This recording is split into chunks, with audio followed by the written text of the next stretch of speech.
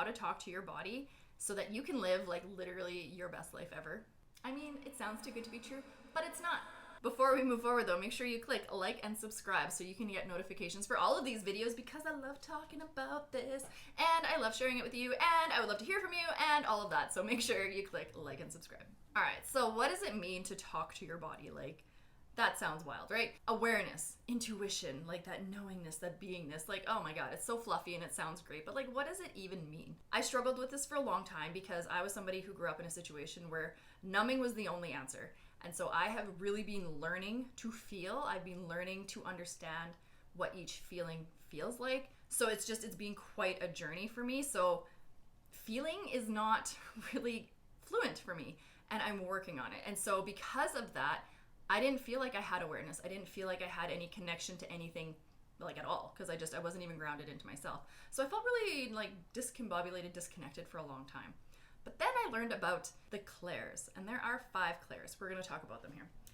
So we have clairvoyant, claircognizant, clairsentient, clairgustant, and clairaudient. So clairvoyant, this is somebody who is clear seeing. So they have like vision. So you'll see this in a lot of like psychic mediums, intuitive people, I guess, but they can see. So in their mind's eye, they can maybe see a whole picture of something. Maybe they just see like a glimpse, but like it's a visual in the mind's eye. Clairaudient is a clear hearing. So you will hear a voice, like, so it's not, I hear voices in a bad way. It's just, I hear like, there's like, you hear a voice. It's hard to explain. It's almost like they're in the background. Like they're back here somewhere and you hear your answer. It's hard to explain, but you hear it.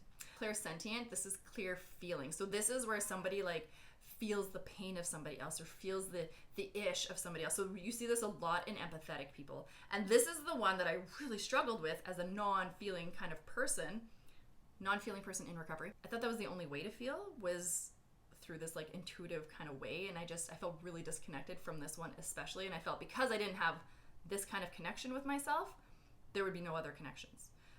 I've since relinquished that belief. We're good there. Claircognizant, so this is like a clear knowing. So this is like, you know because you know? Like you just know, you know? So you might not necessarily have like a full answer for it. You might not be able to explain it, but you just know something and you just go with it. So that's usually like a lot of gut reaction. It's just like, I just know. And then we have clairgustant, and that's like a clear tasting. So it's like somebody's describing like a cinnamon bun to you and you're like, oh my God, like you can just taste it. Clairgustant. I don't know about that one so much. Like, I don't know, I'm not really as familiar with that one. I don't know how that would be as helpful in life, but I mean, like, hey, if you can taste the cinnamon bun without actually having to eat it, like, that's not a bad thing, right? So I'm curious, comment below, which clair are you? Are you a multitude of them? Like, are you a combination of? Like, I consider myself more of like a clairaudient and a claircognizant. Like, I feel like I just kind of know things and I hear it and then I just go with it, and it seems to be going pretty well. So once I learned to kind of lean into those intuition and awarenesses, I felt a lot better. And it was just like, oh, I can communicate with myself in different ways. Like, that's cool. So those are the clairs. Now, let's talk about the body. How do you talk to your body using these clairs? Maybe you've heard of the sway test. So the sway test is where you're standing or sitting, you have your feet flat on the floor, you put your hand over your heart and you ask a yes or no question. And the very first question you have to ask is, show me yes. So it looks a little like this. Hand on my heart, nice deep breath. Truth body, show me yes. And there's like, okay, it's a sway forward. I know I'm a sway forward. So you're either gonna sway forward for yes or backwards, right? So I'm a sway forward, so yes is forward for me, no would be backwards. So now any other question I ask my body, truth body, do we wanna eat this banana? It's like, no, which makes sense because I just had lunch. Don't really need a banana right now, right? But I start asking questions, just yes or no questions. This one, my challenge to you is to ask your body 80 million zillion questions, like whatever you can think of. And the most obscure, the better. Truth body, do we want to have a glass of water? Truth body, do we want to wear the shirt? Truth body, do we want to read that book? Truth body, like just all of the questions that really have no relevance in the grand scheme of life. And there's a good reason for that. When you ask your body these questions, like, so let's say, truth body, do you want to wear the shirt today? I get a yes. It's like, cool, I'll wear the shirt. But what if I asked and it said no? It's like, okay, I'll pick another shirt.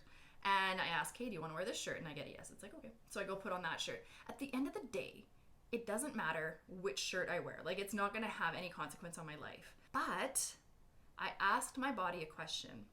It gave me an answer and I honored it. That is the gold, okay? The more you ask your body questions and you honor the answer, it starts to understand it can trust you. Like, it's like, oh, like she's listening. Like, well, that's cool. So why is this important? Well, you're not always gonna have these light, fluffy questions like, should I eat this banana or should I wear that shirt? You're gonna have real questions. You wanna ask your body things like, let's say you're in the middle of like an ishy shitstorm. Like, you just do not feel good about life. Like, maybe you're feeling really anxious about something and you're just, not feeling great. Well, you're probably gonna wanna ask your body what's up. So if you don't have a dialogue with your body and all of a sudden you're jumping in when you're in the middle of an anxiety attack or an anxiety moment, you're probably not going to get a very clear answer. Do you know what I mean? Like, you're just jumping into the deep end and not knowing how to swim. So the body's not going to really, answer you at all or give you any kind of clarity on anything. Whereas if you practice this and have fun with it for a while and honor all of the silly yeses and nos, there's a foundation of trust. And that is key. I forget to breathe sometimes. Whew.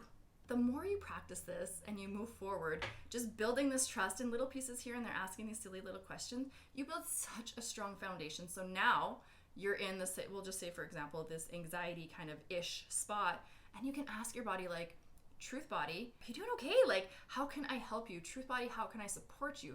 Truth body, what can I do to make you feel at ease? Like, you can start asking these slightly more open-ended questions. And then this is where those clairs come in, being open to the answer. So let's say I'm in the middle of my ishy, like whatever, I'm like, anxiety, oh my God, I don't even know where this is coming from. And then I check in like, hey body, what can I do to make you feel at ease? And then I might hear this, like, go outside or go get a hug.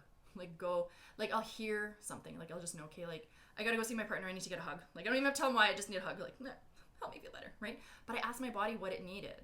Right? And so then it'll give me an answer. This is why it's so important to build that foundation, because if I'm in the middle of that anxiety thing and I'm like, what can I do to feel better? And then it'd be like, nothing, we're just gonna panic. And it's like, and then I'm in there for however long, right?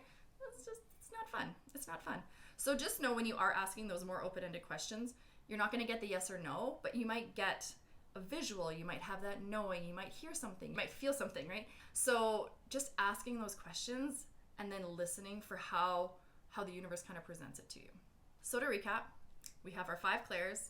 We're going to use those to help communicate with our body, because our body doesn't have words, right?